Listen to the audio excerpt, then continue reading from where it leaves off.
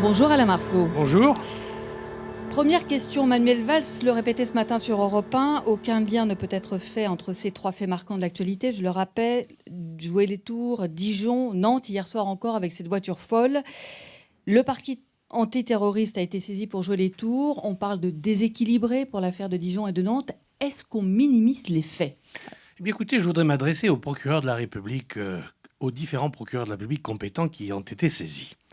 Je ne voudrais pas jouer les anciens combattants, mais je vais leur rappeler ce qui s'est passé en 1986, où j'étais juge d'instruction et où il y a eu les premiers attentats, exactement à cette époque, au mois de décembre, commis aux Galeries Lafayette et au Printemps, où 2 bombes explosent à 15 minutes d'intervalle. Je suis saisi de l'enquête et je me rends compte quelques semaines plus tard que le patron de la brigade criminelle avait reçu pour instruction du préfet de police, lequel avait reçu pour instruction du ministre de l'Intérieur, de me dire à moi, juge d'instruction, c'était un fait commis par un déséquilibré et qu'il n'y avait donc pas de piste politique ou terroriste. Le patron de la brigade criminelle est venu se confesser devant moi. Il avait reçu pour instruction de mentir.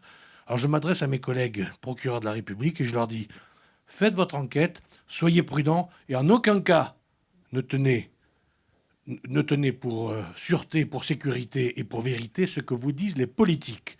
Je ne dis pas qu'ils mentent, mais ils peuvent être tentés parfois soit d'être mal informés, soit de mentir. Donc grande prudence là-dedans, et je ne sais pas ce qu'il en est à titre personnel. Moi, je ne suis pas dans les dossiers. J'espère au moins que M. Valls en sait quelque chose. En tous les cas, il prend des positions qui m'ont l'air un peu, comment dirais-je, imprudentes. Vous nous dites clairement aujourd'hui, il ne faut écarter aucune piste. Et bien sûr que non. Imaginez que l'un des auteurs interpellés dise « Eh bien moi j'ai fait ça par auto-radicalisation parce qu'effectivement je voulais répondre au mot d'ordre de l'État islamique qui, je vous le rappelle, dit « Tuer des Français, ces salauds de Français, écrasez-les en voiture, tuer des policiers, etc. etc. » Excusez-moi, c'est la réalité. Alors je veux bien qu'on aille vers des équilibrés. Il semblerait qu'un ait fait quelques séjours de longue durée ou plutôt de courte durée répétés dans un hôpital psychiatrique. Mais soyons prudents. Vous savez, la société française aujourd'hui est dans un tel état de dislocation entre les histoires de M. Zemmour qui se fait mettre à la porte d'une télé, des crèches de Noël que des tribunaux administratifs interdisent à la demande de l'AICAR, etc.